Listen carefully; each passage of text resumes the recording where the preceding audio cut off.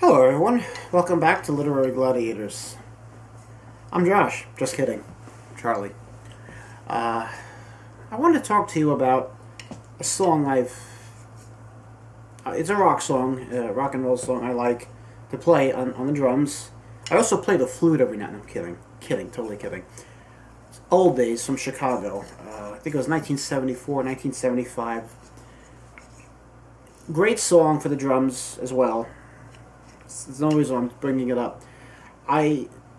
There's basically the song. I'm just going to give you a very, very brief analysis, and when I say brief, I mean it this time.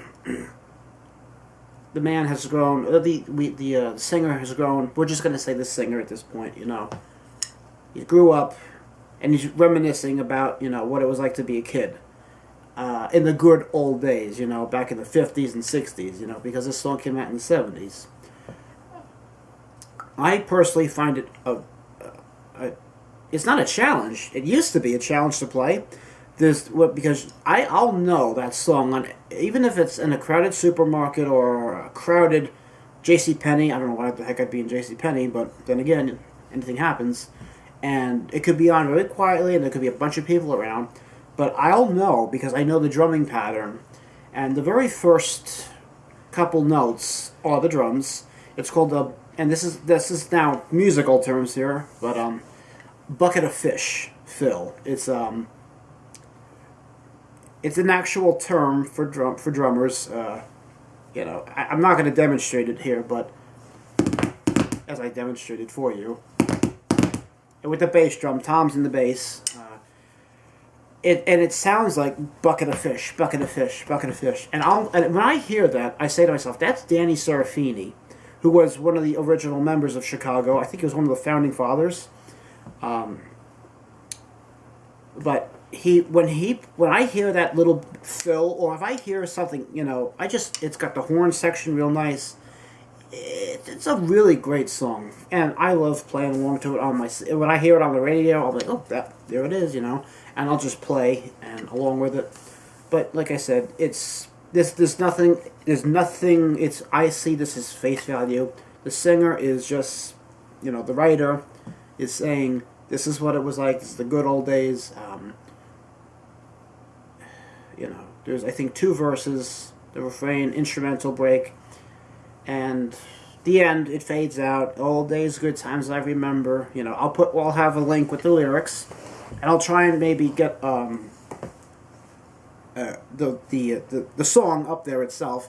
I am terrible at that so I have to give much credit to Josh, and to all of those who give me a personal shout out. I want to say thank you very, very much. It means a lot to me.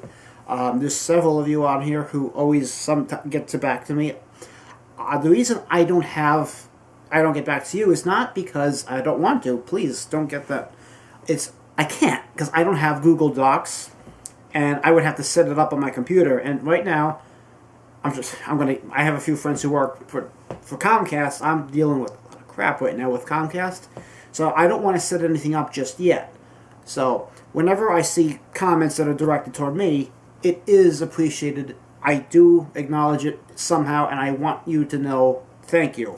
For those who have the comments like, any other, like, can you be a little shorter, stuff like that. I appreciate the criticism, the open criticism, positive feedback. That's what I like, too.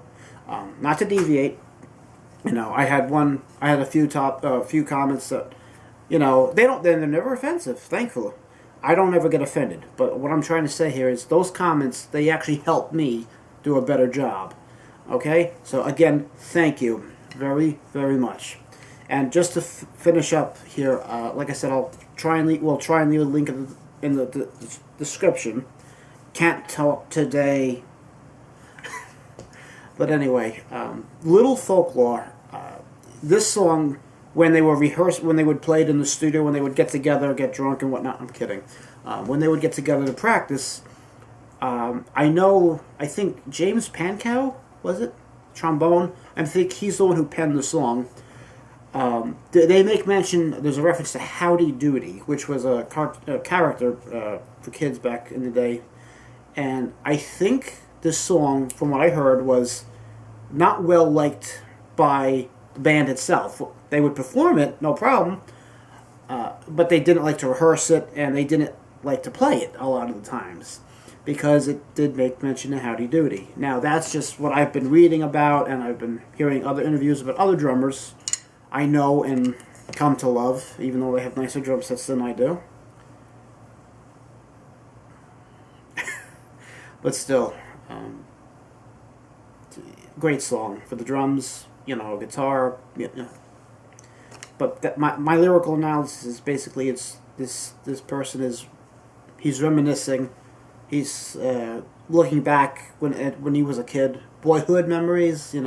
That's part of the lyrics. I can't sing for crap, so I'm not going to. But like I said, we'll leave the song in the description, and on that case, screw up the bucket of Fishville. You have a great day, everyone. So long.